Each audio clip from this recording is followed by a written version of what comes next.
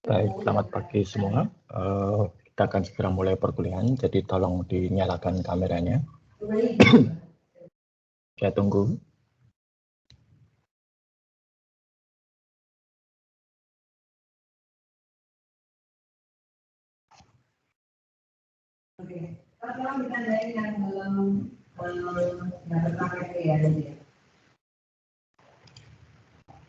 Jadi habis kita telepon itu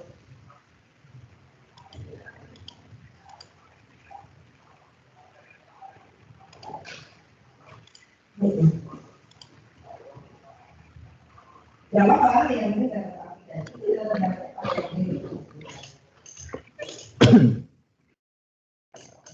Oke, selamat pagi semua.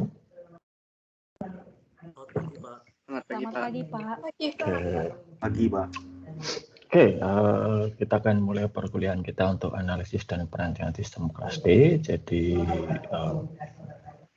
kita akan bersama-sama selama 1 semester ini nanti untuk belajar mengenai bagaimana satu sistem informasi itu bisa dikembangkan.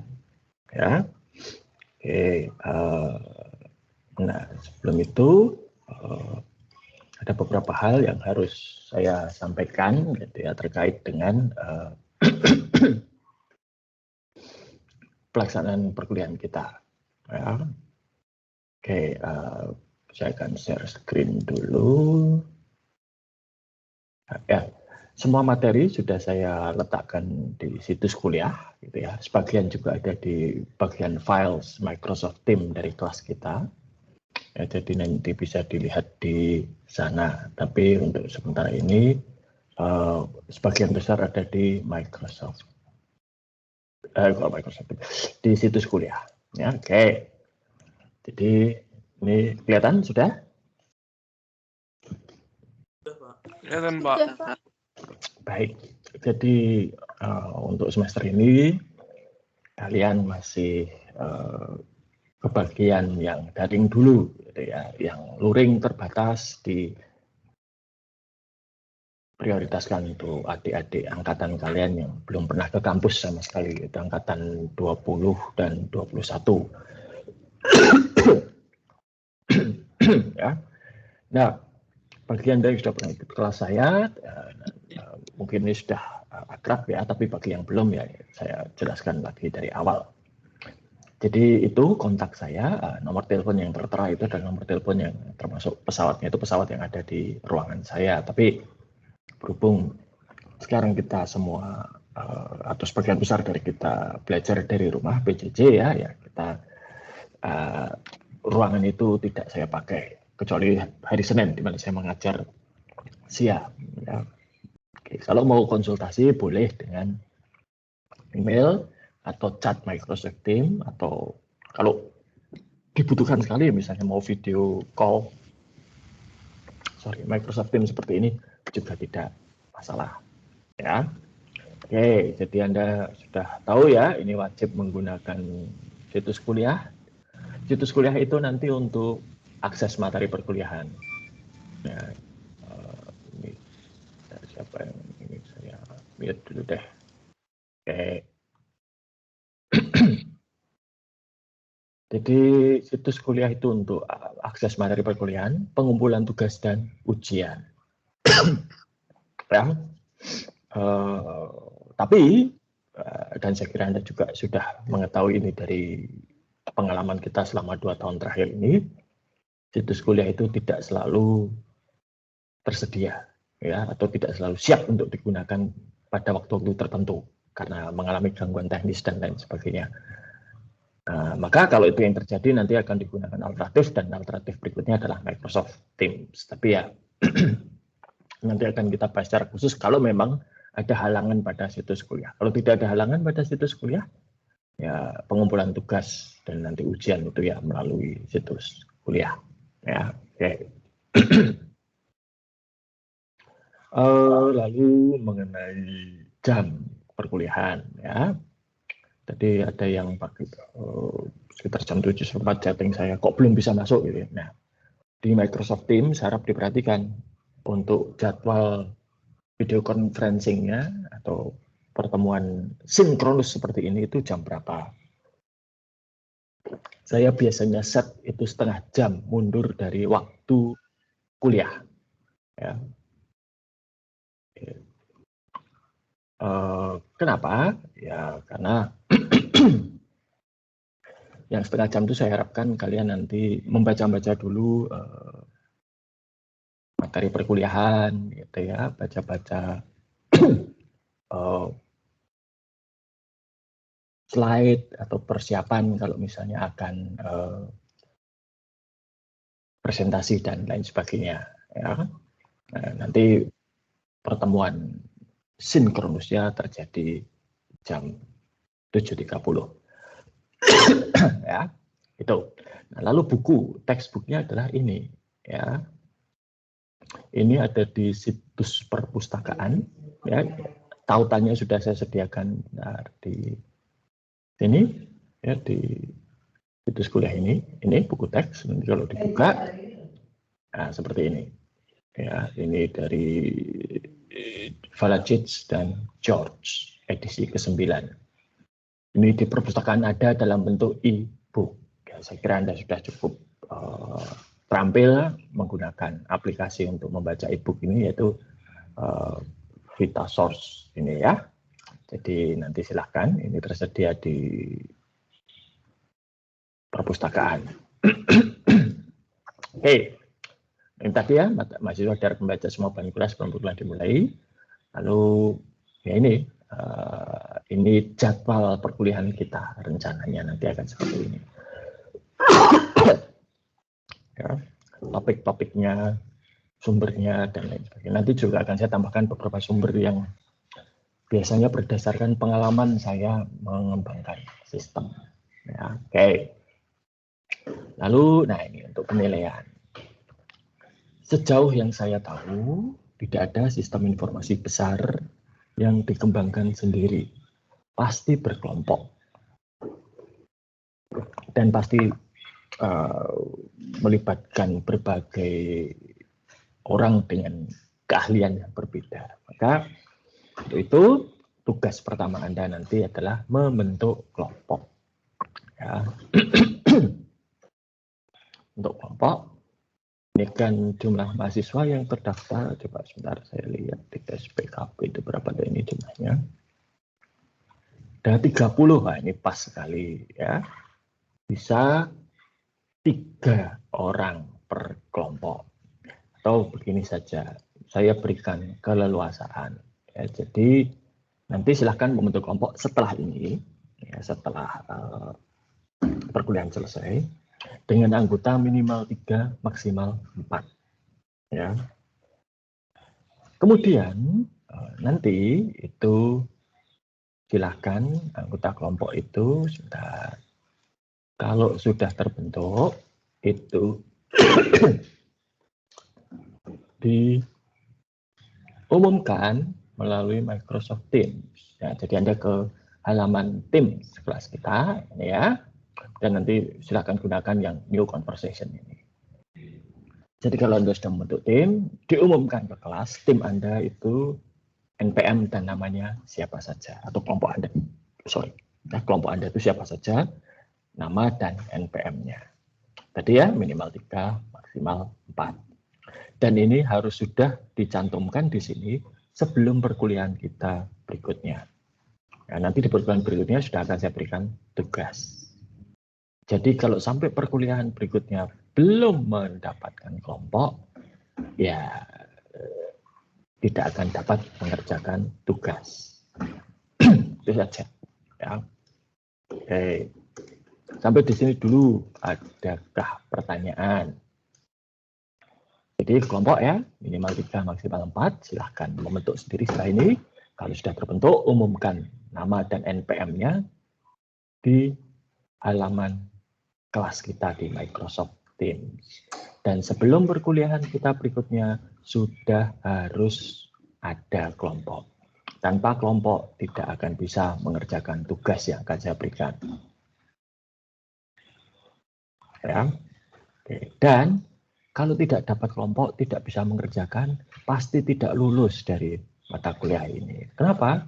Karena semua tugas dan ujian nanti itu berbasis kelompok. Ya. Jadi kalau di kelas lain, mungkin Anda ada tugas kelompok, tapi juga ada tugas pribadi, ada ujian pribadi. Ya, tapi kalau di kelas ini khusus semuanya merupakan kerja kelompok. Jadi harus dapat kelompok. Ya, tidak dapat, ya. Dan Anda masing-masing bertanggung jawab untuk mendapatkan kelompok. Kalau misalnya belum dapat kelompok, ya silahkan hubungi teman-teman yang ada di kelas ini. Ya. Cari siapa yang belum dapat kelompok misalnya, atau yang kelompoknya belum mencapai jumlah maksimal. Ya. Itu.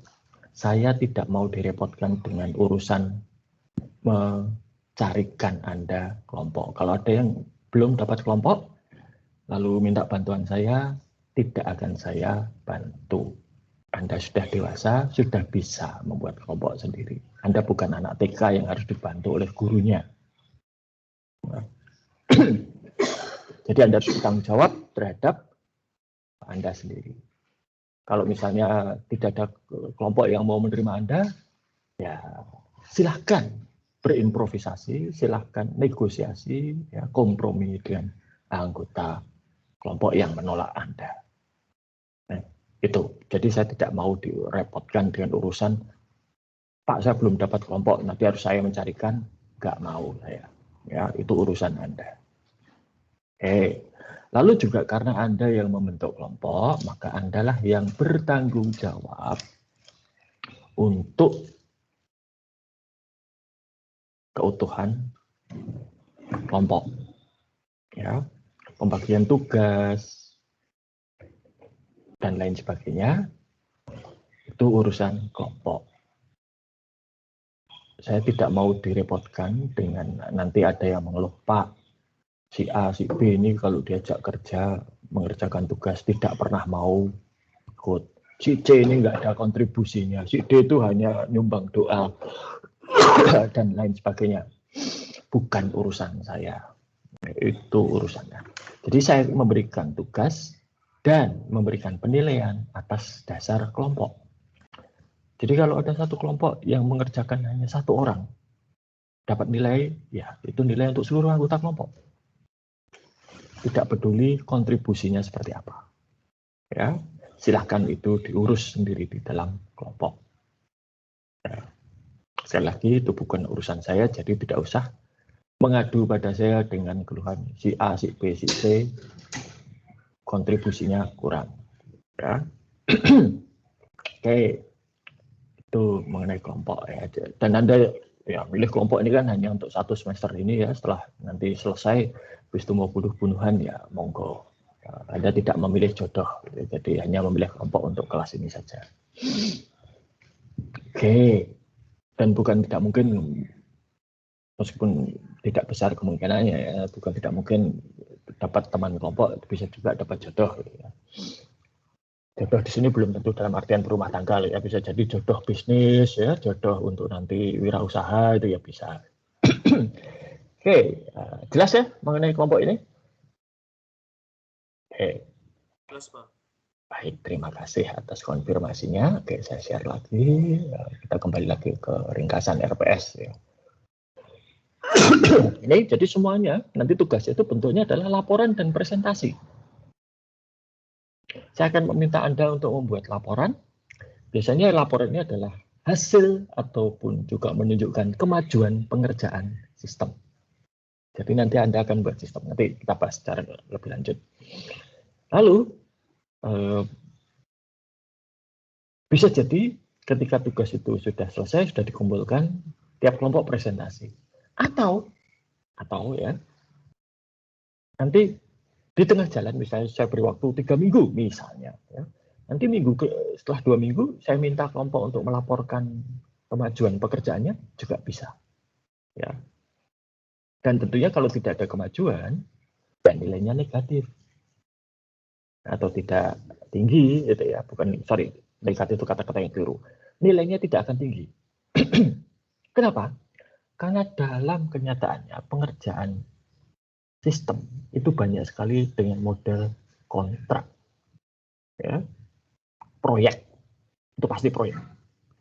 Dan proyek itu dibayar kalau sudah ada kemajuan, kalau sudah ada progres. Tidak ada progres, tidak dibayar. Jadi kalau dan klien ya itu bisa minta Anda sewaktu-waktu untuk melaporkan. Coba ini sampai di mana ya pengerjaannya. Saya dulu dengan Kementerian Dalam Negeri, dengan lembaga pengadaan barang jasa pemerintah dengan pemerintah Australia, kadang-kadang tahu-tahu di tengah jalan diminta coba laporannya gitu ya. Saya pernah juga bekerja di swasta, direkturnya mengatakan, sampai di mana pengerjaannya? Coba nanti siang, setelah makan siang presentasi gitu. Nah itu bisa. Maka sewaktu-waktu ya pada waktu kita berkuliah saya bisa menagih presentasi. Jadi setiap kelompok harus siap presentasi setiap saat.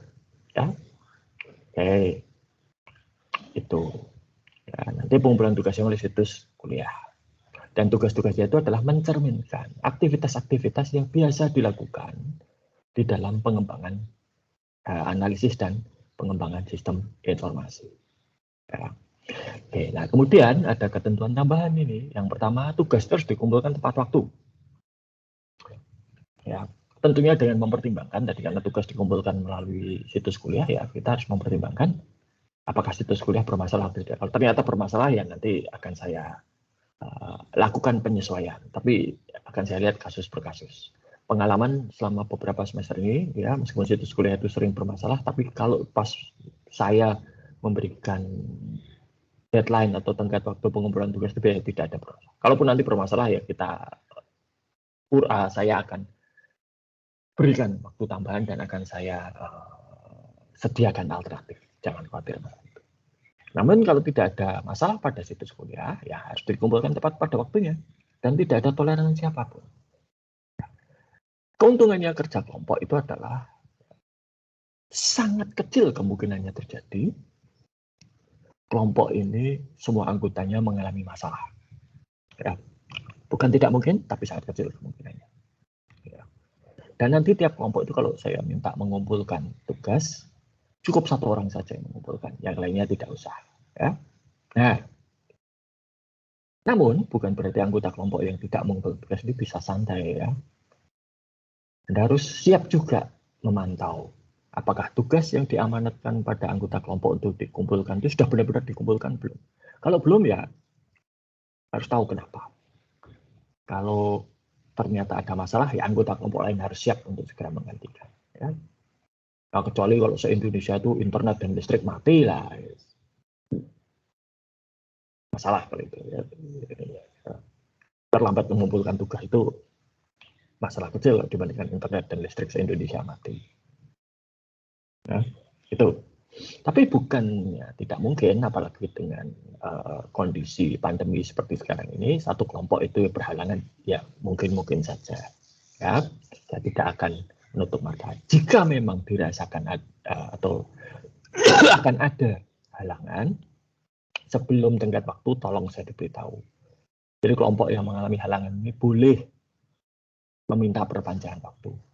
Saya akan nilai, akan saya kaji permohonan perpanjangan waktu itu kasus per kasus. Jadi tidak ada standar yang pasti. Ya. Saya akan lihat kasusnya bagaimana. Kalau memang layak diberi perpanjangan waktu, akan saya beri perpanjangan waktu. Nah, jangan khawatir. Tapi kalau tidak ada dasar yang kuat untuk memberikan perpanjangan waktu, saya tidak akan beri. Nah, terkait dengan pengumpulan ini, semester yang lalu ini ada kejadian. Satu kelompok itu tidak mengumpulkan laporan akhir yang proporsi nilainya cukup besar. Nah, kemudian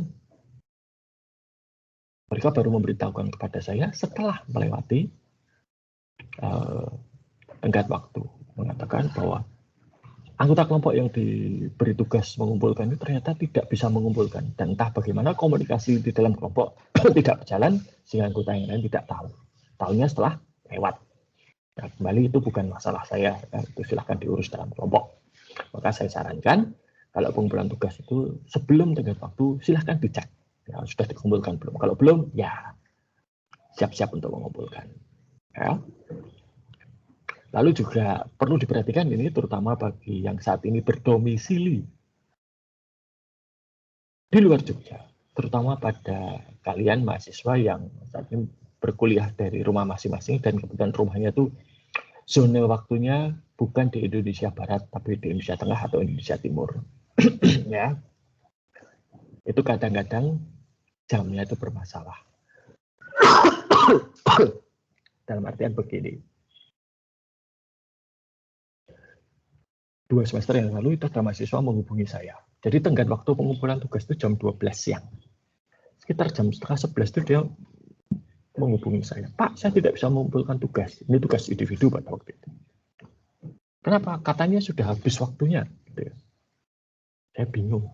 Kok habis waktunya gitu kan? Jadi jam 11 itu kan saya. Antara jam 11 setengah 12 itu saya dihubungi. Saya tidak bisa mengumpulkan tugas. Kan deadline-nya jam 11 gitu ya. Dia mau, iya Pak katanya sudah melewati waktu. Wah, bingung juga. Nah, ternyata yang terjadi adalah mahasiswa tersebut itu berada di daerah di Tomohon apa ya, saya agak lupa. Indonesia bagian waktu Indonesia Tengah lah gitu ya. Nah, jam komputernya itu sudah menunjukkan jam 12 waktu Indonesia Tengah.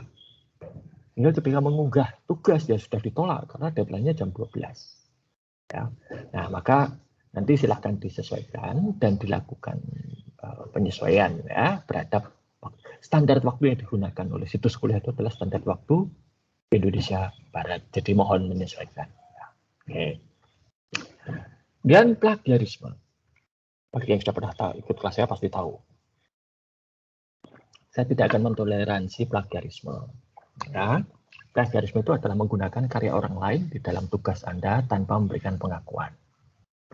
Nah, jadi kalau Anda mengutip karya orang lain, ambil gambar dari karya orang lain, dari majalah, media sosial, Twitter atau apapun, itu harus dicantumkan sumbernya. Caranya bagaimana? Sudah saya siapkan di sini, yaitu dalam resources Harvard Referencing ini. Ya, nah ini, bukan. Nah ini, ya, jangan khawatir berbahasa Indonesia, terbitan Undip. Fakultas kita juga punya panduan ini untuk skripsi ya, tapi saya nggak tahu bentuknya, sepertinya bukan e-book, ya harus beli. Jadi saya sediakan e-book. Dan fakultas kita pakai Harvard juga, ya, jadi standarnya Harvard. Dan nanti silakan dibaca caranya bagaimana. Anak saya kelas 2 SMA, saya ajari untuk, karena dia sedang buat karya ini, saya ajari ini itu 1 jam selesai. Ya, dia sudah bisa setelah itu. Dan jangan khawatir, saya tidak akan menilai ketepatan atau akurasi. Kalau misalnya di dalam menuliskan sumbernya salah-salah, nggak apa-apa. Ya, jangan terlalu khawatir. Yang penting dituliskan sumbernya dari mana. Kalau itu artikel karangan siapa, terbitnya kapan, di mana, dan seterusnya. Formatnya salah-salah sedikit, oke lah. Yang penting diakui. Nah, ekstrimnya, kalaupun Anda misalnya copy-paste dari kelompok lain, lalu mengakui, tugas ini kami copy-paste dari kelompok lain, sebutkan nomor kelompoknya, ya Anda tidak akan saya hukum. Ya. Nilainya tidak tinggi tentunya, tapi tidak dihukum. Ya, jadi itu. Dan di masa lalu, saya tega untuk memberikan nilai E untuk mahasiswa yang melakukan plagiarisme. Pada waktu itu, ya analisis perancangan sistem. Persis seperti ini. Jadi kelompoknya itu beberapa konsultasi dengan saya, sistem yang dibuat itu adalah sistem penjualan di apotek. Tapi yang dikumpulkan kok tahu-tahu sistem penjualan toko kelontong. Nah, ternyata dia copy paste dari kelompok lain yang tahu, protes. Saya panggil kedua kelompok, saya lakukan klarifikasi, dan ya kelompok yang melakukan plagiarisme itu ngaku benar. Ya sudah, saya hukum mereka. Langsung tidak lulus, nilainya E. Ya. Anda mungkin masih beruntung di Atmaja ini, aturan ini itu belum tegas ya. Sebab kalau sudah tegas di beberapa universitas itu, bahkan kalau sampai ketahuan plagiarisme terbukti, itu tidak hanya tidak diluluskan dari kuliah, tapi masuk ke yang namanya academic probation. Masuk dalam masa percobaan, melakukan sedikit misalnya buang sampah sembarangan langsung DO. Ya, itu. Jadi itu yang perlu diperhatikan ya mengenai plagiarisme. Oke, lalu nah ini petunjuk perkuliahan daring ya. Saya kira ya pakai Microsoft Teams sudah jelas ya. Kemudian perkuliahan itu nanti ada dua jenis, sinkronus seperti ini, kita bertatap muka dengan video conferencing melalui Microsoft Teams, atau asinkronus. Kalau asinkronus itu nanti saya akan meninggalkan materi untuk Anda pelajari dan sedikit tugas kecil, ya. Tugas kecil ini nanti melalui Microsoft Teams, ya, itu untuk pengganti presensi. Ya. Kalau sinkronus, kita video conferencing seperti ini, presensinya nanti dicatat oleh Microsoft Teams. Jadi begitu Anda masuk presensi, masuk ke Microsoft Teams, ikut kelas video conferencing di kelas ini, Anda sudah tercatat presensi. Nah, tapi silakan dicek ya, karena kadang-kadang ada masalah, ya ikut hadir di MS Teams tapi tidak tercatat di presensi, dan ternyata itu gara-gara namanya keliru atau berbeda. Ya, jadi di Microsoft Teams namanya mungkin Mikael pakai K, di presensi Mikael pakai C atau CH. Ya. Nah, ini atau di MS Teams itu namanya Monica pakai C, di presensi Monica pakai K. Ya. Nah, ini berbeda begitu, itu bisa menyebabkan masalah. Ya, tidak tercatat. Nah, kalau itu terjadi silakan hubungi saya. Nanti pegangan saya adalah catatan di Microsoft Teams. Ya, itu. Lalu Anda wajib untuk on cam. Ya, apalagi nanti kalau presentasi. Ya. Namun ya tolong mikrofonnya dimatikan. Jadi begitu masuk, ya, kalau kuliah akan dimulai, nyalakan kamera, matikan mikrofon. Lalu setiap perkuliahan itu akan direkam. Ya, direkam. Lalu hasil rekamannya akan saya unggah ke YouTube. Nanti tautannya akan saya sediakan di situs kuliah maupun Microsoft Teams. Jadi kalau Anda merasa ada materi atau penjelasan saya terlewat dari satu perkuliahan, bisa Anda putar ulang. Ya. Tidak usah like, tidak usah subscribe. Ya, jadi saya tidak mencari pengikut di YouTube, itu hanyalah sebagai dokumentasi kelas saja. Jadi kalau ditanya Pak Samiaji ngajar, ya ngajar, buktinya apa? Itu ada videonya, gitu ya. Oke. Nah, saya juga sangat berharap ya, dan ini biasanya tidak sulit dilakukan ya. Perkuliahan itu berjalan lancar, ya. Jadi jangan mengganggu lah. Ya. Selama ini tidak ada sih, tapi ya sebaiknya saya sampaikan. Nanti kalau ada yang mengganggu ya saya tidak sesuai dengan situasi yang terjadi pada saat itu. Ya, oke. Saya juga tidak begitu peduli Anda bergabung di kelas itu tepat waktu atau tidak. Misalnya jadwal 7.30 Anda datang jam 8 ya nggak masalah untuk saya. Hanya saja biasanya saya set Anda itu tidak bisa langsung masuk ke kelas, nunggu di lobi dulu. Nah, harus saya masukkan ke lobi. Jika kalau saya sedang ngajar, mungkin saya tidak bisa masukkan Anda ke kelas. Ya, itu. Jadi Anda tertahan di lobi, mungkin seperti itu. Oke. Nah, baik, sampai di sini mungkin ada pertanyaan dulu sebelum saya lanjutkan. Sudah jelas? Sudah jelas, Pak. Baik. Ya, kalau nanti ada hal-hal yang tidak jelas, bisa kirim email atau chat di Microsoft Teams. Ya. Akan saya tanggapi secepatnya. Mungkin pertanyaan atau permasalahan yang Anda ajukan belum bisa saya selesaikan saat itu, tapi secepatnya pasti saya tanggapi, dan kalau saya butuh waktu untuk mencari solusi atau jawaban ya akan saya beritahukan. Oke.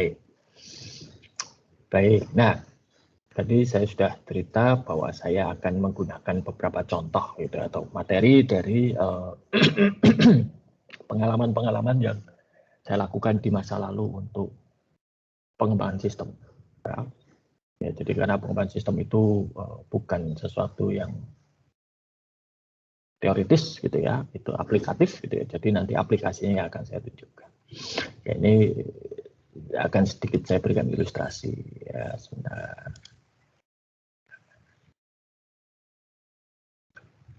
Nah, ini. Oke. Nah, saya zoom dulu. Sudah terlihat kah ini? Sudah, Pak. Oke, baik. Sudah, Pak. Baik. Jadi ini proyek yang saya ikut terlibat mulai tahun 2013 sampai 2014. Jadi awal 2013 sampai akhir 2014. 2 tahun saya terlibat di sini. Ini adalah PM Mandiri Perdesaan. Oke, jadi gambaran ya. Ini terjadi di zamannya Pak SBY sebagai presiden. Pak SBY itu punya program pengentasan kemiskinan, dan itu ada 3 jalur atau 3 program besar ya. Yang pertama itu adalah program yang ini ibaratnya memberi iklan ya. Karena kalau orang itu dalam garis kemiskinan yang sangat parah ya, diajari mancing atau mencari iklan yang nggak akan bisa. Orang yang dalam kondisi itu tuh masih harus berpikir mengenai kebutuhan yang sangat dasar, sandang, pangan, papan. Maka di program jalur pertama ini Pak SBY bagi-bagi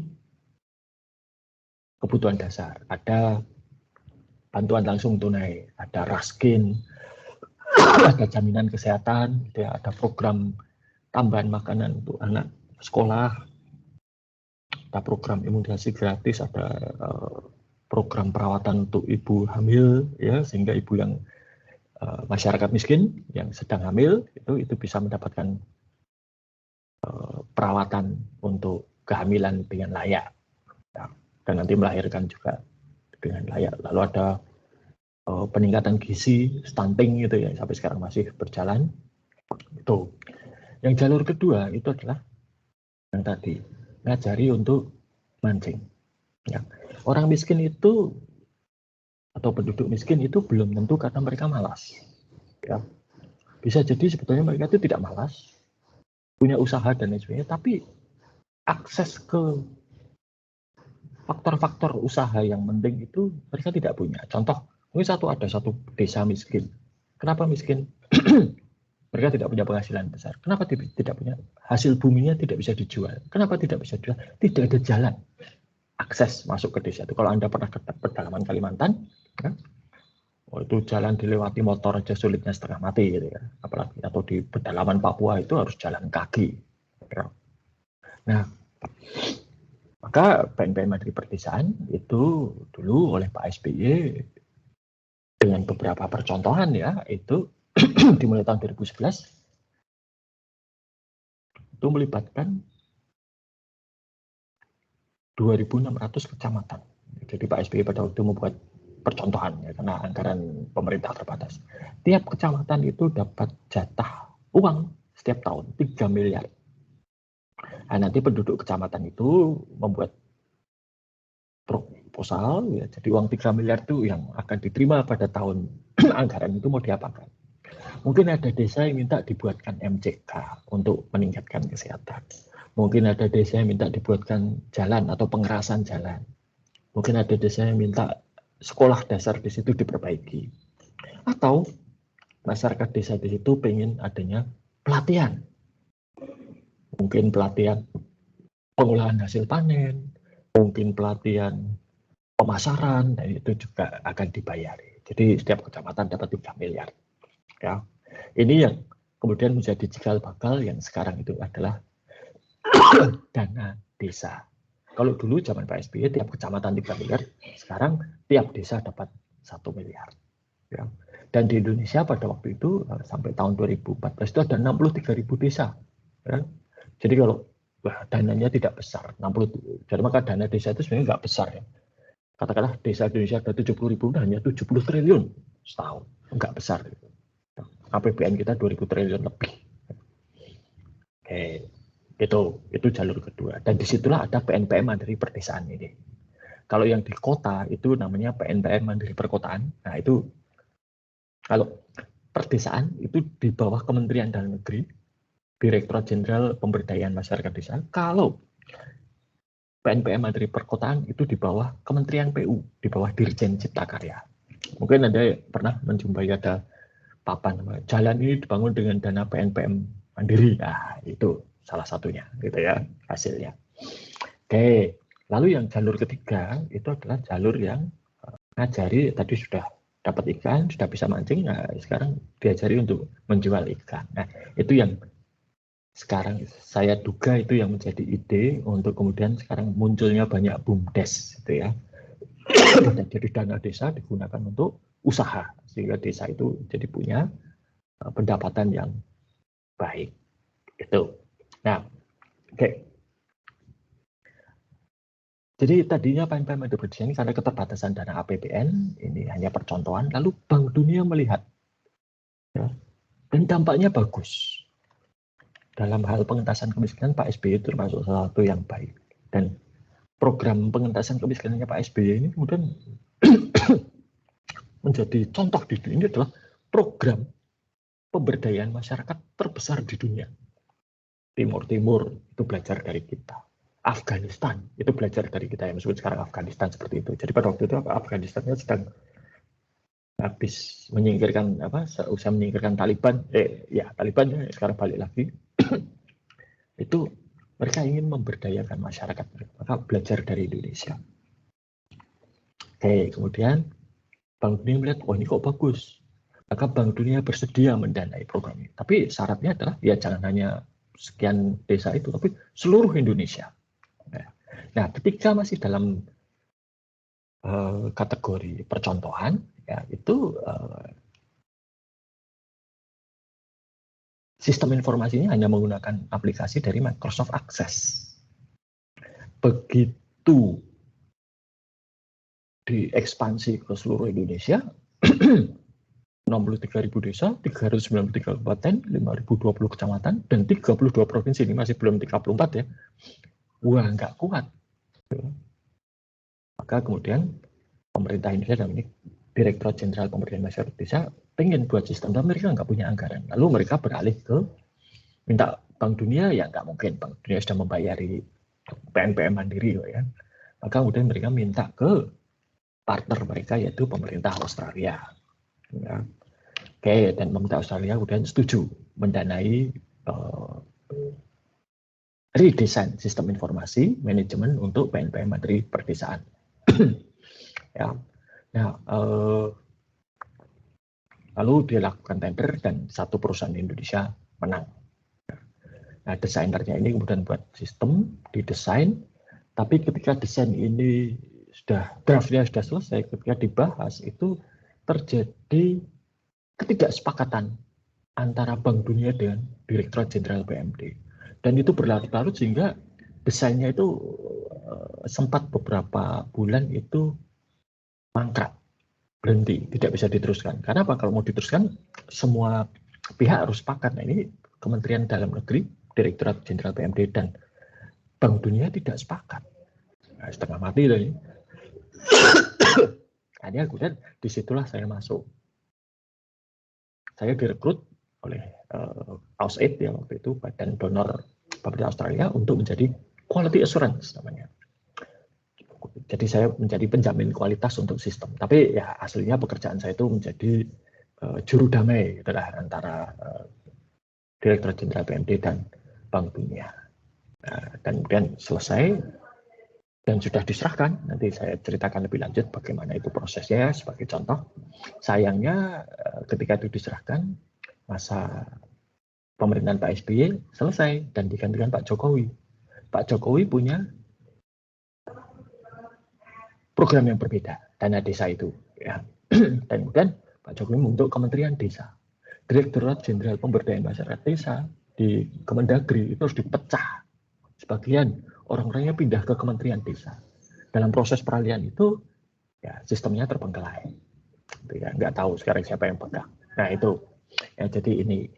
Dan contoh yang lain nanti yang akan saya gunakan juga itu adalah pengalaman saya sebagai project manager di photographer.net. Ya. Jadi photographer.net itu adalah satu situs fotografi, ya. Itu sosial media sebetulnya, dan juga ada forum jual beli peralatan fotografi. Pada masanya itu adalah situs fotografi terbesar di Asia Tenggara. Jadi bukan hanya Indonesia, tapi Asia Tenggara. Di Indonesia nggak ada saingannya itu. Di Asia Tenggara itu saingan terdekatnya Singapura. Di Singapura itu anggotanya hanya 160.000. Photographer.net anggotanya 500.000. Dan semua anggota itu terverifikasi.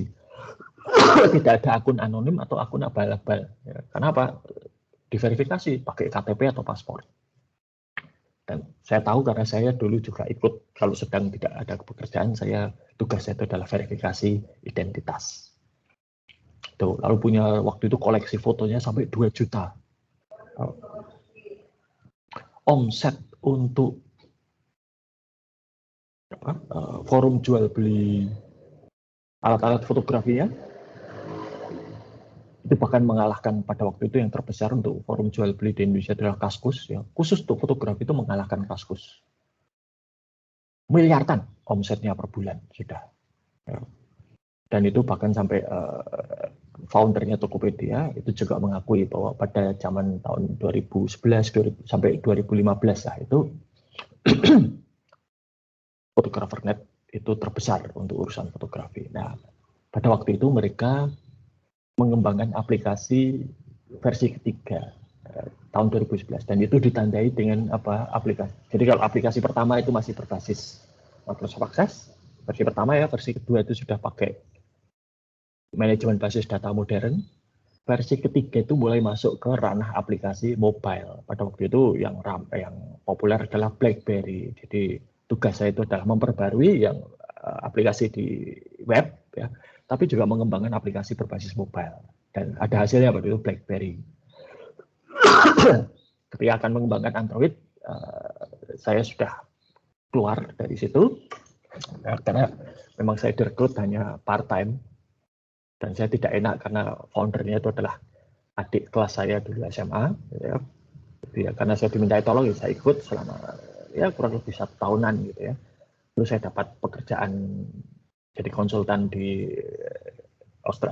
pemerintah Australia itu yang di PNPM ada, saya lepas. Ya. Sekarang Photographer.net ini sudah ya bisa dikatakan tinggal sisa-sisanya itu ya. Komunitasnya masih ada, tapi aktivitasnya karena tahun 2017 foundernya meninggal. Ya. Jadi ya sudah, begitu foundernya meninggal ya bubar gitu ya. Oke. Itu nanti akan saya berikan contoh. Lalu berikutnya yang akan saya jadikan contoh juga itu adalah yang terakhir, yang proyek besar terakhir yang saya terlibat, yaitu mengenai sistem pengadaan barang dan jasa. Ya. Pemerintah ya, melalui LKPP, Lembaga Kebijakan Pengadaan Barang dan Jasa Pemerintah. Nah, di situ saya terlibat untuk mengembangkan, saya pada waktu itu sebagai konsultan sih, bukan yang mengembangkan ya, saya mengembangkan aplikasi e-katalog lokal. Waktu itu contohnya di Jogja, Badung, di Bali, kemudian Semarang. Jogja ini kota mati Yogyakarta, Kabupaten Badung, Kabupaten Semarang, Provinsi DKI, kalau universitas itu ada ITB, lalu BMG, Badan Meteorologi dan Geofisika, lalu ada Gorontalo, gitu. Itu saya terlibat di situ. Saya juga sempat terlibat di pengembangan data warehouse mereka. Jadi nanti contoh-contohnya berasal dari sana. Sehingga saya harapkan dengan contoh-contoh tadi Anda bisa dapat gambaran. Jadi prakteknya itu seperti apa. Jadi tidak hanya apa istilahnya, tidak hanya teori saja, ya, tapi ada prakteknya. Oke, sampai di sini dulu. Apakah ada pertanyaan?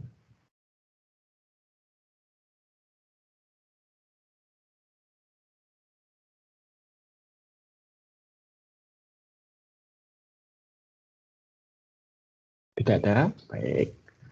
Nah, saya ingin mencoba melihat gitu ya muka-muka kalian. Jadi tolong nanti bagi yang tolong on cam ya. Saya akan panggil satu persatu. Oke, Mas Fidelis Bayu Himawan, mana ini? Ada enggak? Halo Pak, hadir Pak. Oke, ada ya, baik. Ada.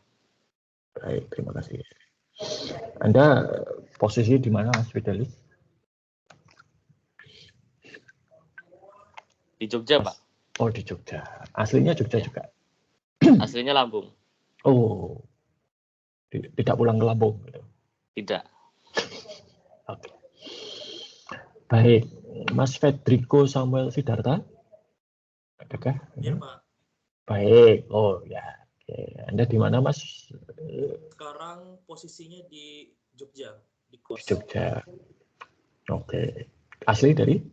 Asli dari Kalimantan Tengah Pak. Oh, Kalimantan Tengah. Baik. Jauh juga ya. Iya Pak. Ke Kalimantan itu saya yang sudah pernah itu baru timur dan barat ya. Yuk, tengah, utara belum ya. Baru ya. Oke, dan Theodorus Satria Indra Prasta. Ada Pak? Baik. Posisi di mana Mas Theodorus? Di Jogja, Pak. Oh, di Jogja. Asli dari? Di Jogja. Dari Jogja juga. Oke. Oke. Bima Haji Setio Nugroho. Hadir Pak, Oke. Posisi di mana Mas Bima? di Ketapang, Kalimantan Barat Pak. Oh, Ketapang. Oh, Iya. Belum pernah ke Ketapang. Saya dulu hanya sampai Pontianak. Ya. Iya Pak. Oke. Yonatan Wijaya. Hadir Mas, Pak. baik, Mas Yonatan ya. Posisi di mana Mas Yonatan? Jogja Pak. Jogja. Asli? Di Tegal. Oh, Tegal. Tegalnya mana? Di Slawi Pak. Oh, Kabupaten. Slawi. Ya itu ya bukan Tegal ya. Tegal coret ya. Oke, ya itu sama seperti orang. Dari mana? Jakarta. Jakarta di mana? Depok gitu ya. Itu bukan Jakarta. Oke, Muhammad Rizky Ari Sadewa. Hadir, Pak. Oke, posisi di mana Mas Muhammad Rizky? Di Jogja, Pak. Asli Jogja juga kah? Dari Bontang, Kalimantan Timur. Oh, Bontang. Wah, saya pernah itu kalau Bontang ya. Kotanya. Itu satu-satunya Bontang itu kecamatan loh ya? Kota, Atau Pak. kota ya, kota. Itu satunya kota yang saya pernah melihat ada selain Jakarta ya. Ada markas artileri pertahanan udara juga di situ. Ini Anda sekarang di Bontang atau di Jogja ya? Kapan terakhir pulang ke Bontang? Sekitar 2 tahun yang lalu mungkin, Pak. Kan selama pandemi di sini berarti? Iya, Pak. Oh, orang tua di sana? Di sini, Pak, sekarang. Oh, di sini. Kosong udah di sana rumah. Oh, dulu kerja di Bontang orang tua atau bagaimana? Iya, Pak. Oh, di mana? Badak? Pupuk PKT? Oh, PKT mesti. Sekolahnya itu bagus ya. Punya PKT itu. Dulu itu kalau marching band itu kalau sudah pasang nama PKT, wah udah saingan, nggak ada saingannya itu. Modalnya gede. Oke. Saya dulu pernah Mas itu ke Bontang itu langsung dari Melak ya. Jadi Melak, Samarinda, Bontang ya. Sampai di Bontang ya sudah nggak karu-karuan rasanya. Bagi yang belum tahu, Melak ke Bontang itu 15 jam perjalanan darat minimal. Ya, zaman itu nggak tahu sekarang. Oke, Bernardus Yenaldi Sakti Hermawan mana ya? Hadir, Pak. Oke, posisi di mana Mas Bernardus? Saya di Bantul, Pak. Bantulnya sebelah mana? Saya Ngerame. Ngerame itu mana? Selatan Kecamatan. UNY. Oh, daerah situ. Ya. Saya Bantul Mas, tapi Banguntapan. Bantul pinggiran kalau saya. Ya. Oke, aslinya situ Mas? Iya, asli di sini, Pak. Oke. Anda tahu dosen namanya Pak Mariatmo? Tahu, Pak. Oke. Baik, bagi yang belum tahu kota atau provinsi ya, orang Bantul itu dulu punya ciri khas, yaitu wajahnya belang separuh. Karena ketika berangkat kerja itu pagi-pagi kena matahari dari sisi timur, ya. Nanti pulang sore kena matahari dari sisi barat, yaitu ya kena pada sisi yang sama kan, sebelah kanan. Ya. Nah, kalau Pak Mariatmo itu enggak, belang. Ya, karena Pak Mariatmo itu berangkatnya siang, pulangnya sebelum matahari terbenam. Ya, jadi rata kalau Pak Mariatmo itu. Oke, berikutnya Christopher Marlu Sumesi. Iya, Pak. Oke, Mas Christopher. Lokasi di mana, Mas? Jogja, Pak. Jogja. Asli? Rumahnya Jogja ya. Jogja juga. Orang tua juga di Jogja. Ya. Oke. Natasha Intan Maharani. Hadir, Pak. Oke. Ya, posisi di mana, Mbak Natasha? Di Bantul, Pak. Bantulnya sebelah mana? Bugisan, Pak. Oh, Bugisan. Ya, itu ya.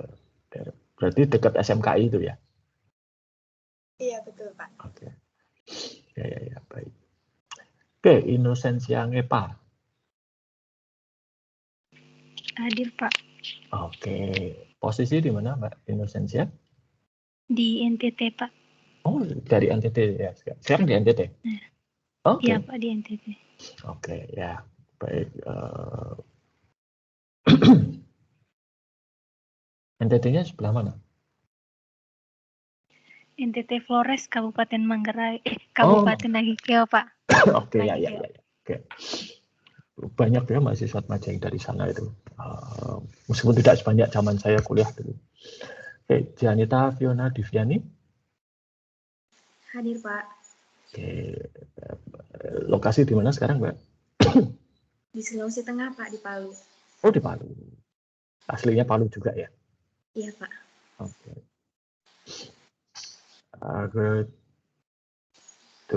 Samantha Medelin Lavenda Rimba. Selamat pagi, Pak. Pagi. Sekarang berada di mana, Mbak Samantha? Saya sekarang ada di Jogja, Pak. Aslinya? Aslinya Kalimantan Selatan, Martapura. Oh, Martapura. Ya. Adik saya itu di Kalimantan dan pernah bekerja di tambang di Martapura. Ya. Pulang-pulang bawa batu-batu gitu. Nggak tahu kemana itu sekarang. Oke. Fani Trisepta Santuri. Hadir, Pak. Oke, baik. Anda sekarang berada di mana, Mbak Fani? Di Jogja, Pak. Aslinya? Palembang. Oh, Palembang. Ya. Oke, itu di Palembang itu kan ada Universitas Katolik ya, Musi Caritas itu. Ya, Itu betul. rektor pertamanya kan dari Atmajaya itu, Pak Slamet. Pak Slamet itu dosen di Departemen Manajemen. Itu satu-satunya dosen di Atmajaya yang punya skill khusus, yaitu skill jadi rektor. Ya.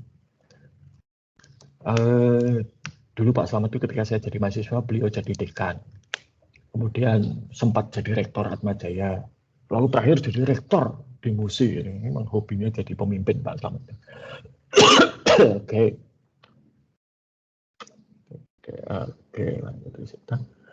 Stevina Adriani Rusdianto. Mbak Stevina. Hadir enggak ya? Kita lihat. Mbak ada ini, Mbak Stevina Adriani Rusdianto. Oh ya, mungkin sedang berhalangan. Mbak Feni Vania.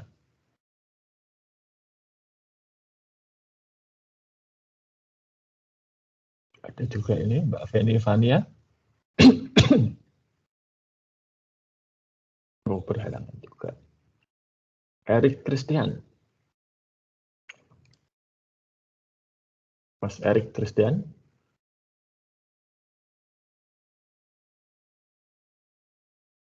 Oh, tidak hadir. Oke. Yunisa Cahyani. Mbak Yunisa. Halo, Pak. Oke. Halo. Anda di mana sekarang, Mbak Yunisa? Sekarang ada di Jogja, Pak. Aslinya dari?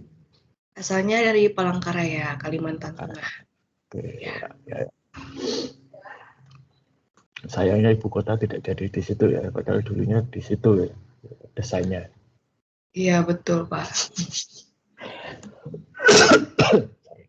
Oke, Melinda Rosari dan Yuk. Ya kan? Halo, selamat pagi, Pak. Selamat pagi. Anda berada di mana sekarang, Mbak Melinda? Sekarang di Jogja, Pak. Aslinya? Aslinya Palu, Sulawesi Tengah. Oh, Palu juga ya. Ada 2 orang ya dari Palu. Ya. Baik, Stella Theodora Haryanto. Hadir, Pak. Ya. Anda di mana sekarang, Mbak Stella? Di Semarang, Pak. Oh, Semarang. Aslinya Semarang ya. Iya, asli Semarang. Kota Madya Semarang atau Kabupaten Semarang? Kota Semarang. Oke. Ananto Suganda. Hadir, Pak. Oke, Mas Ananto. Posisi di mana sekarang? Di Riau, Pak. Oh, Riau. Bukan baru. Wah, ini satu daerah dengan Pak Muritomo. Oke. Nugroho Suganda. Oh, ini bersaudara. Nugroho Suganda. Hadir, Pak. Anda saudara dengan Ananto ini? Iya, Pak. Iya. Oh, kakak adik atau kembar? Kembar, Bang. Oh, kembar. Kembar, bener ya? Iya. Nggak terlalu kelihatan kalau dari sini tuh. Oke, masih mending ya. Ini saya dulu pernah punya mahasiswi kembar. Itu namanya hanya beda 1 huruf. Ani dan Ana. Ya, hanya itu. Wah, mukanya juga mirip. Saya kadang-kadang kalau yang hadir ini satu, saya bilang yang mana gitu ya. Oke. Oke, Adrian Luisandro Girsang. Hadir, Pak. Oke, Anda di mana sekarang, Mas Adrian? Sekarang udah di Jogja, Pak. Right. Kalau rumah di mana? Aslinya Medan, Pak. Medan, oke. Mas Hiskia Mortaris, ini mana ini? Halo, Pak. Ya, halo Mas. Ini Anda di mana sekarang, Mas? Panggilannya apa nih? Moro, Pak. Moro. Moro, Moro ya. Oke. Dari Anda sekarang di mana, Mas Moro? Saya di Samarinda, Pak, sekarang. Oh, Samarinda. Oke. Asli situ ya, Mas? Asli situ, Pak. Asli sini, Samarinda. Ya. Samarinda. Bagi yang belum tahu Kalimantan Timur, itu saya nggak tahu sekarang masih ada. Itu dulu aneh. Gubernurnya ada di Samarinda. Ibu kota provinsinya Samarinda, betul ya? Betul, Pak. Betul, Samarinda. Tapi Kapolda dan Pangdamnya ada di Balikpapan. Iya kan? Iya, Pak. Di Balikpapan. Kenapa? Karena Balikpapan itu adalah instalasi strategis. Di situ ada Supadio. Supadio itu bukan hanya bandara saja, tapi itu juga pangkalan angkatan udara. Lalu di situ juga ada kilang minyak Pertamina di Balikpapan. Oke. Maka ya Samarinda kayak agak diabaikan gitu ya. Tapi sekarang udah ada bandaranya kan? Sudah, Pak. Udah ada bandaranya. Arah ke Bontang, Pak, bandaranya. Ya. Wah, Bontang mah dari dulu udah punya. Oke, Edi Andri Tarigan. Selamat pagi, Pak. Oh, selamat pagi, Mas Edi. Posisi di mana sekarang? Di Jogja, Pak. Jogja. Aslinya dari? Sumatera Utara, Medan. Sumatera Utara, Medan. Ya. Oke. Tarigan. Ya. Rika Palitananda. Hadir, Pak. Oke. Di mana sekarang Anda, Mbak Rika? Di Temanggung, Pak. Oh, Temanggung. Asli Temanggung ya? Iya. Oke. Wah, itu saya hanya biasanya kalau Temanggung hanya lewat sih ya. Tidak pernah berhenti untuk menikmati daerah. Oke, Teresia Hia Teluma. Hadir, Pak. Oke. Oh iya, ini mohon maaf nggak bisa open kan, Oke, soalnya ya, Teamsnya ya. lagi error. Iya, oke, nggak masalah. Iya. Anda ikut kelas saya apa ya, Mbak ya? Saya Kalau nggak salah sistem Informasi pasti. manajemen nggak sih? Ya, kalau sistem itu pasti. Saya kan nggak mungkin ngajar Iya, Pak. keuangan. Iya, Oke, ya. Anda sekarang di mana, Mbak? Dari sini? di Jogja, Pak. Jogja. Aslinya dari? NTT di Flores NTT, Timur. Ya. Flores. Oke. Ya. Irene Deborah Thomaswa ini juga bukan nama yang asing untuk saya. Semester lalu ikut saya ini, Mbak. Ya. Ada ini Irene Deborah. Oke, iya. Oke. Anda di mana sekarang, Mbak Irene? Saya di Jogja, Pak. Asli? Enggak, saya aslinya dari Palembang. Palembang. Helena Widya Hendrawan?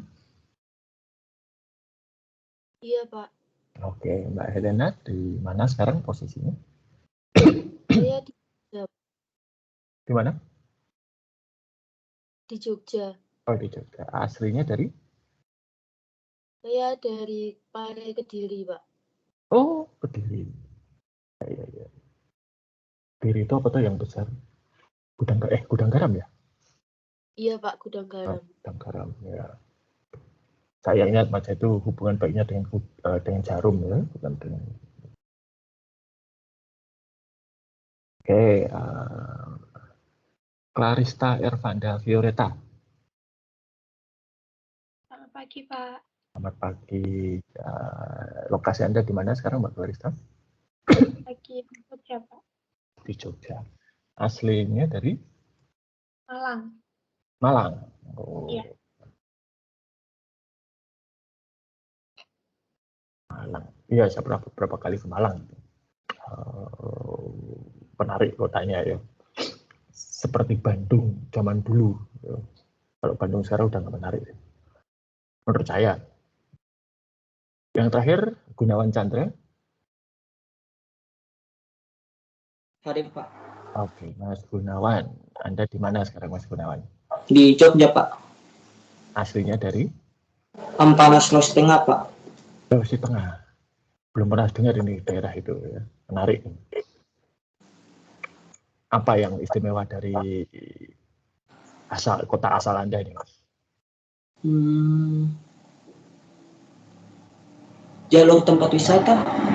Oh, tempat wisata. Apa yang menarik tempat wisatanya di situ? Bisa Ketogean. Wisata apa? Ketogean. Apa itu? Jenis tempat wisata. Bapak pernah dengar nggak tentang Belum pernah. ubur-ubur yang tidak menyengat? Oh, oke. Di Togian juga ada, Pak. Oh, gitu. Oh, itu ya, wisata laut ya? Iya. Oke. Oke. Saya punya seorang teman, dia ahli sosiologi dan media gitu ya. Dia pernah punya teori. Kalau ada pria dari asal dari Yogyakarta, itu biasanya ditandai dengan 3 hal yang pasti tidak bisa. Tidak bisa berbahasa asing, tidak bisa mengemudikan mobil, dan tidak bisa berenang. Nah, saya sudah bisa nyetir mobil, saya bisa bahasa Inggris. Nah, yang terakhir ini tetap saya pertahankan, saya tidak bisa berenang. Supaya saya tidak dicoret dari cap laki-laki asal Jogja ya. Kalau saya bisa berenang udah bisa hilang identitas saya sebagai orang Jogja. Jadi ya mohon maaf Mas Gunawan, saya kalau masalah wisata laut atau yang air-air itu memang saya itu makhluk darat ya, jadi tidak terlalu. Tapi saya pernah mendengar ini.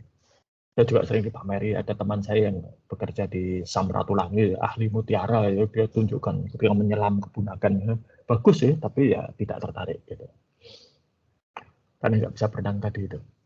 Oke, baik, terima kasih sudah sempat memperkenalkan diri pada teman-teman sekelas ya. Sayangnya ya karena kita sekarang online seperti ini, ya, jadi tidak bisa melihat langsung gitu ya, tapi semoga nanti bisa memberikan gambaran teman-teman nanti itu seperti apa. Dulu mestinya ketika belum pandemi pernah sekelas ya, entah itu di salah satu mata kuliah gitu. Oke, cepat saja. Ini sekarang saya akan sampaikan sedikit saja materi mengenai yang hari ini, yaitu nah ini. Apakah sudah terlihat?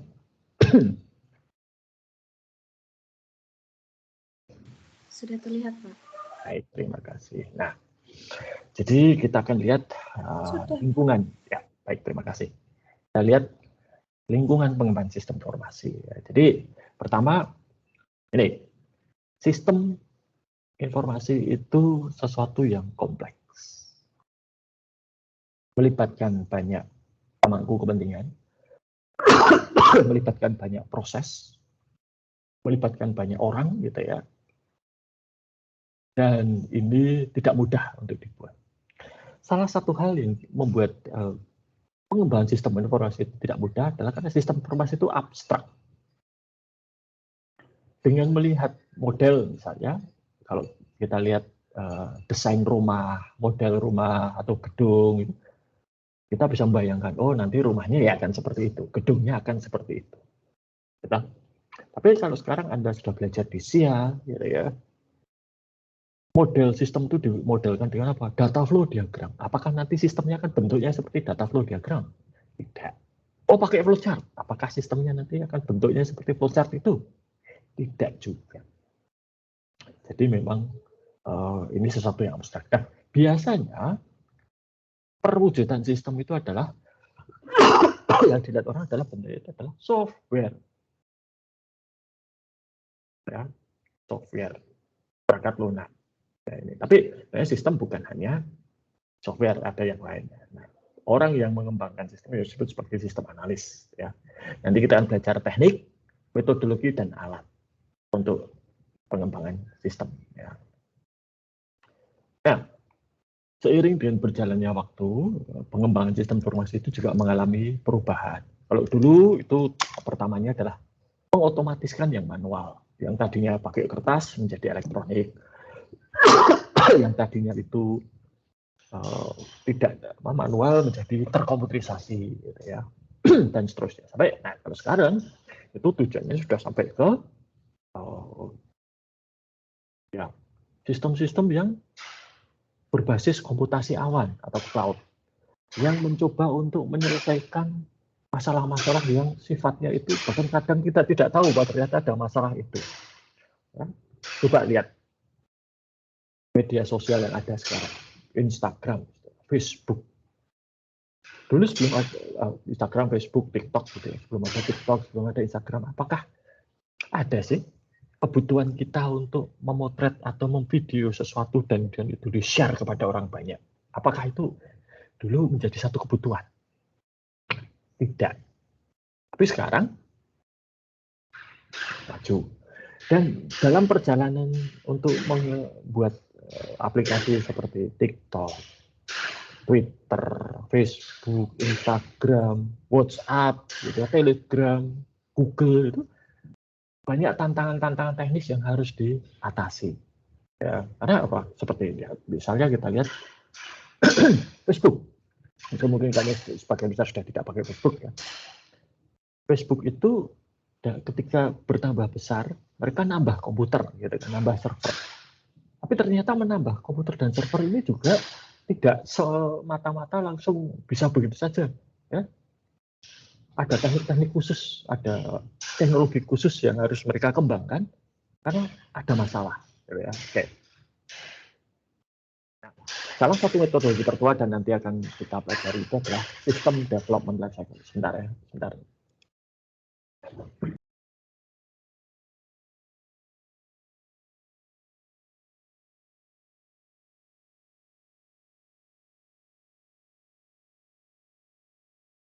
Baik, maaf tadi tetangga sebelah itu sedang renovasi rumah, jadi kalau pintu dibuka kedengaran mereka. Ya, jadi metodologi yang akan kita pelajari menjadi basis kita adalah System Development Lifecycle. Ini adalah metodologi tertua, dan nanti akan saya tunjukkan bagaimana metodologi ini berevolusi dan pengembangannya sehingga kelemahan-kelemahan metodologi pengembangan sistem SDLC ini bisa diperbaiki. Ya, oke. Ada misalnya dengan evolutionary, jadi mulai dari yang kecil dulu, Dikembangkan sampai selesai ya. Nanti kalau sudah sampai di sini, go no go ini selesai, baru berikutnya ditambahkan. Terus begitu. Ya, sampai nanti sistem besar.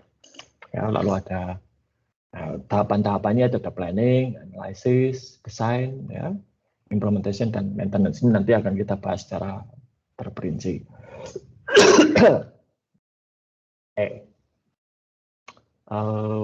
Ini saya lewati saja ya. Dan yang modern yang sekarang yang dipakai oleh banyak perusahaan IT besar, ya, itu adalah yang namanya Agile. Kalau SDLC itu membuat sistem bisa butuh waktu sampai setahun baru selesai atau jadi. Agile itu mereka khusus hanya akan berjalan 2 bulan saja atau 8 minggu. Ya, tapi tentunya dibangun tidak bisa besar, tapi kecil-kecil. Ya, contohnya apa? Misalnya di YouTube, gitu. Di YouTube itu dulu belum ada tombol like, dislike, sekarang ada. Nah, mengembangkan sistem untuk like, dislike ini 2 bulan saja. Tapi kalau mengembangkan YouTube-nya ya sudah berapa tahun yang lalu, gitu kan? Tapi kalau yang sekarang itu yang muncul itu adalah fitur-fitur kecil yang ditambahkan, gitu ya. Oke, nanti kita akan belajar itu. Oke, ini bermacam-macam agile ya. Ada object oriented, relational unified process ya. Ini salah satu penemu. Jadi ini yang mengembangkan relational unified process ini ada beberapa orang. Salah satunya itu dulu pernah di tahun 2007 tinggal dan ngajar di Atmajaya selama 1 bulan penuh.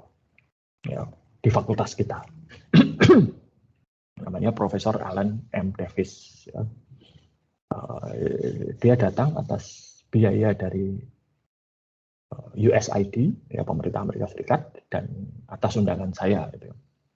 Dan itu sempat membuat agak ramai, karena ternyata orang-orang ITB itu sudah berusaha untuk mendatangkan dia ke Indonesia berkali-kali, tapi gagal. Ya. Nah, saya berhasil, gratis lagi. Ya, ITB itu sudah siap mengeluarkan uang, gitu, tapi nggak berhasil. Saya hanya berbekal email gitu ya. Dia datang.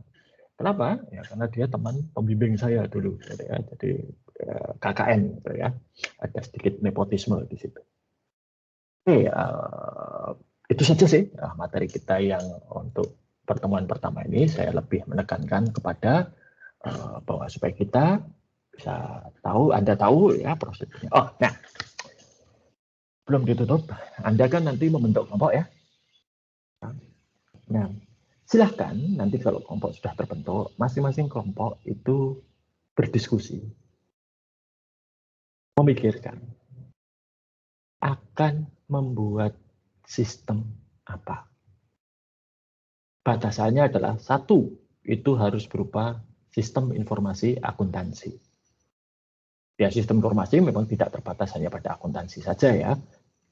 Tapi karena selama ini kompetensi yang diajarkan pada Anda itu berkisar di sistem informasi akuntansi, ya itu saja yang kita jadikan topik gitu ya. Bisa saja sih misalnya mengembangkan sistem informasi pengendali pertahanan udara misalnya, atau sistem informasi untuk pengendali lalu lintas udara, ya bisa-bisa saja, tapi itu kan di luar skop sistem informasi. Anda kan belum pernah belajar bagaimana sistem pertahanan udara itu bekerja, toh? Oke. Nah, sistem informasi akuntansi berarti kalau Anda lihat ke bahan SIA dulu, ya Anda silakan melihat kepada 5 siklus pengelolaan transaksi. Pengeluaran, pendapatan, pengeluaran, penggajian dan sumber daya manusia, produksi, dan buku besar. Silahkan pilih. Dan ruang lingkupnya itu yang kira-kira bisa diselesaikan dalam waktu 1 semester. Ya. Bisa sih misalnya ada yang usul, Pak, kami akan membuat sistem pembayaran digital seperti GoPay. Ya nggak apa-apa. Tapi itu nggak mungkin selesai dalam 1 semester. Ya. Gojek saja dengan ribuan engineer-nya butuh berapa tahun itu untuk mengembangkan GoPay sampai semulus sekarang, gitu kan.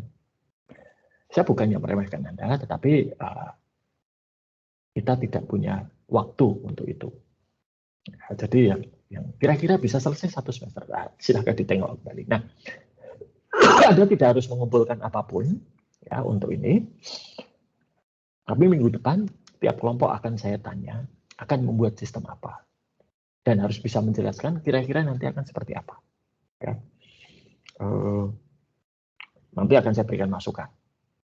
Ya, apakah ada yang harus ditambah, apakah ada yang harus dikurangi, apakah ada yang harus diubah, itu saya berikan masukan. Ya. Dan ini adalah pelajaran pertama Anda nanti untuk di dalam pengembangan sistem, yaitu apa? Membuat estimasi. Estimasinya apa? Kira-kira yang bisa dikerjakan 3-4 orang dalam 1 semester selesai itu sistem yang seperti apa? Ya. Dan namanya estimasi, apalagi Anda belum berpengalaman, kemungkinan besar meleset, tapi ya nggak apa-apa. Itu bagian dari belajar. Ya. Pas di kuliah meleset nggak masalah, paling-paling apa sih? Revisi, gitu kan? Nah kalau sudah praktek meleset, wah, bisa diputus kontraknya atau malah didenda, ya. Dan reputasi jatuh. Kalau bisnis konsultan itu kan sangat tergantung pada reputasi, gitu ya. Jadi itu. Nanti jangan lupa nama dan NPM anggota kelompok diumumkan melalui Microsoft Teams kita, ya. Dan kelompok silakan berbincang-bincang, berdiskusi kira-kira besok minggu depan pada bulan berikutnya akan membuat sistem apa. Begitu ya. Jelas? Ya kalau sudah jelas, saya kira sampai di sini saja pertemuan kita, ya. Dan sampai jumpa pada perkuliahan berikutnya. Selamat pagi. Selamat pagi, Pak.